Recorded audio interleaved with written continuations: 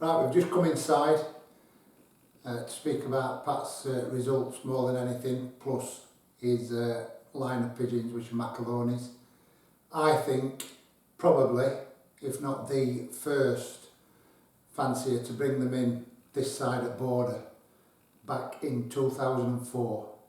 So 15 years Pat has been very good friends with Mcaloney family and has been gifted some pigeons from Willie that have all bred winners for him, including the two that we're going to speak about shortly. Results are phenomenal. Pat is very reluctant for publicity. I had to twist his arm to do the write-up that I first did a few years ago, and he's not keen on being on camera or on YouTube on a DVD. But he's a typical English fancier who deserves as much publicity and as much credit as anyone else. All the big names that we all know, everybody talks about them, everybody knows them, a lot of them blow their own trumpets. Pat is a typical English fancier. He keeps himself to himself, flies his pigeons tremendously, and can be a little bit shy at times, which you might see when we're speaking, but his pigeons are tremendous. I only bring people to auction that I myself would be more than happy at introducing pigeons from them, and Pat is certainly one of them people. Very rare you'll have heard of Pat Helliwell outside of Sheffield, but believe you me, this loft is as good as any loft in the UK at sprinting, and I mean that, I genuinely mean that. Mcaloney pigeons these days, I spoke to Willie myself, most of them are going into China and they start at a minimum of £500 out at nest, I believe. Pat has got the cream and has had it for 15 years, and some of the results are phenomenal. Just run us through some of your fed results, Pat, of the last 3-4 seasons sprinting. Oh God. Yeah, first 4 or 5 week fed, I don't know how many times I've done that. First 7 week fed. We're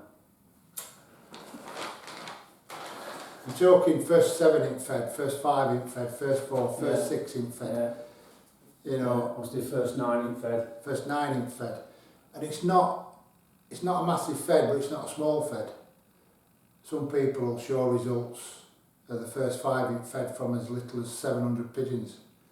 The fed, I believe, often said the Stockfish Federation can send up to what, 1700 sometimes? Yeah, averaging probably 1400 to be Average fair. 14, beginning at season 17, Yeah. 14, maybe tail off towards 11, 1200 at the end. But it's a decent birdage, and this guy is putting up results that many people have made a big name off back of, but he keeps quiet about it. Wasley Bridge Club, North Sheffield. We are, shadow of a doubt now, I think the biggest club in Sheffield. Very strong club, and has been top prize winner in that more years than he cares to remember, I think. So believe me, these pigeons are quality, and this man is a quality fancier, and he's a gentleman as well. He's honest as days long, which is a big thing for me, as you know if you've watched my DVDs and my YouTube clips. There's no polishing results and making figures look better than they are. This is genuine, and anyone will tell you he's one of the best. He's got 2 pigeons in the basket, which I'm going to ask Pat to tell us about. The first one,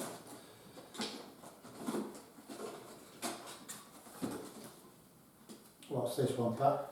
And this is a pigeon I call Young Shergar. It's a 16 pigeon. It's a pigeon Willie gifted me as a squeaker. The first 2 off him in 2017, one of them was 72 in, she was first club, first fed, first mid-Yorkshire combine, second Notts Derby and Yorkshire combine from Falaise on a tough day. 4,000 birds. Boiling hot, one of them boiling hot days. 318 miles. 318 miles. Yeah, and the sister this year was second club, 4th fed, 7th Yorkshire Combine and 8th in the big combine, Yeah. and that was a sister, beaten by a loft mate, by Yeah. the way. So they're doing it running up towards Yeah, middle distance so, now yeah, as well. I really fancy this one. I mean, Yeah. after two, yeah, and then last year I had a youngster off him that was a joint first fed winner from Bedhampton when I took the first 7 in the fed. First 7 in Fed. Uh, So, and that pigeon's only 16 Only pigeons. baby. He's only a baby, Yeah, and he's yeah. producing pigeons going up Yeah, in combine and first fed winners. That's a pigeon Willie gifted me. And that's a gift from his good So friend. if you're watching, thanks for that, mate. And the next one, Oh, and he's off there. He's off one of their top breeders, Shergar, Shergar. when paired on to Wee Willie 47. Yeah. Quite another famous pigeon of theirs, isn't Yeah. it? And this other pigeon is also a gift from Willie. This pigeon is incredible. Top breeder. Tell us about him, Pat. So this is the yellow ring cock, another pigeon what Willie gifted me. He's been with 6 different hens since I've had him, and he's bred winners with them all. Including fed winners. Yeah, You keep yeah, saying winners, but we are talking fed winners. yeah. Again, he's down from the Merlin pair. He's a grandson of the Merlin pair. Just anything I paired him to will breed winners. What a pigeon! What a pigeon! And he's called the yellow ring cock because Yellow ring cock. He's got no rings on. Willie he gave me as a squeaker. He put a yellow ring on it. maybe he was telling you purely for stock producing winners. Yeah. Left, Yeah. right and centre. Yeah, very first nest Mm. winners at him. What a pigeon! 2 gifts from Mcaloney family. That's how close Pat is with him. Incredible partnership. And incredible winners. Just run us through a bit more detail about the yellow ring cock's pedigree, Pat. His breeding, well, the mother was Pigeon Day called Merlin 98. Yeah. Which is a full sister to all their best Merlin pigeons, Merlin 48, Merlin 49, Blue Magic, all parents and grandparents of fed and combine winners. And her mother was a pigeon called Alexander from the Kirk. The Princess, the Merlin The pair. Princess, the sire was a That's the Merlin pair of Warrington Green. Yeah. And his yeah, father, of course it is, yeah. yeah, Yeah. his father was a Drapper cock. He was off Supernova and Sister Champ. Yeah, Andreas Trapper. Yeah. Super pigeon. And he's producing fed winners, club winners, Yeah. galore. Yeah, six hens he's been with, and even on Saturday, I had one arrive with a winner on Saturday. Yeah. A little bit about Pat's system, not too much, it's all been covered in a write-up that I've done before, but old birds, Pat, you race cocks and hens, Yeah, a roundabout like kind a of roundabout system, system, yeah, which yeah. we've seen. Yeah, dead simple. Hens in one side, cocks in the other side, exercise twice a day, I run together on Friday, I send a lot. Come back, they might have a couple of hours together, or sometimes I'll leave them together until Sunday morning. Not hard and fast. Yeah. Training wise, with the old pigeons, Usually maybe 8 or 10 tosses, and then that's it, just loft flying then. both cocks and hens. Loft cocks and hens, yeah. This is something that I think is important. I know a lot of people what have bought and paid a lot of money for pigeons off people who exercise the pigeons twice a day or every day, once a day. And these people get them, they might work full time and they can't sustain that regime and they don't win with pigeons. So, and it's something that I've always done with my brother. We've introduced pigeons from people under similar circumstances.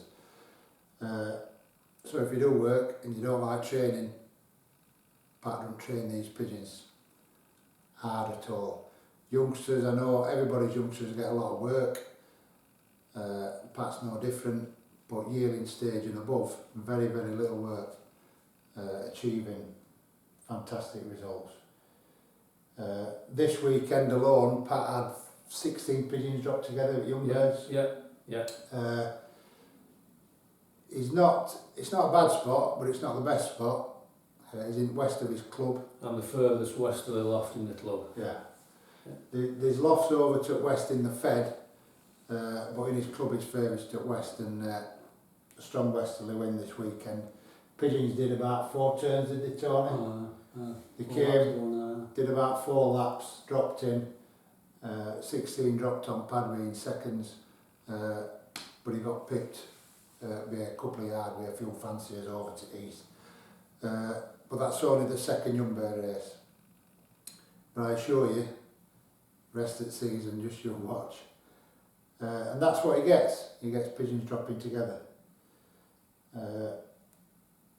Feeding, Pat. Pat likes things simple, I can assure you that. Dead simple, just common sense, straightforward. They come home on a Saturday, diet. Sunday, diet. Monday, half diet, half race mix. Then on to race mix for the rest of the week. I've tried all different ways, doesn't seem to make any difference. And he's not one for products and supplements either. From the article I wrote, which I named Herbal Essence, because he likes Gary Spavin's products, which are all herbs and natural remedies, which people cottoned on to after that. I think I made Gary a few quid off that because everybody were into them. But Pat's a big believer in them. So very little products are used, very little antibiotics, which Pat is dead against. But if they've got a problem, then they want an antibiotic. Yeah, definitely. They don't have a regime where they get it every week or they get respiratory every fortnight. They only get it if they need it. The lofts are fantastic, which you've seen. Pigeons are even better. So Pat's putting his very best in for Blackpool, which, like I said, I can't find any better. It's okay going to big names who are well known around country or even around world, but I look at people that I would introduce from myself and do my research. So again, I'm bringing you a fella who's unknown around country, but he's one of the best, and his results prove it. But no publicity, nobody knows. This is one of the best spin lofts in the country. Pat Helliwell.